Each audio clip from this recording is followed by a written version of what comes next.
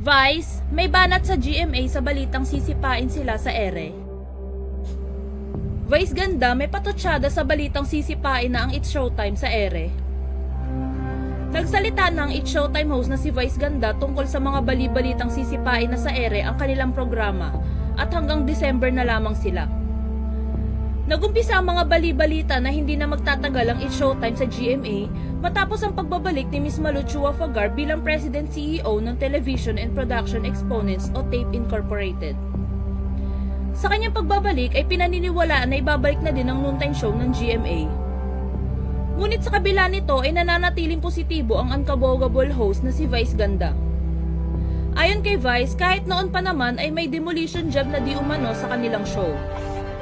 Ang mga trolls na nagko-comment ng negatibo sa social media ay patunay lang daw na mayroong mga tao na nais makuha sa kanila ang mga bagay na mayroon sila.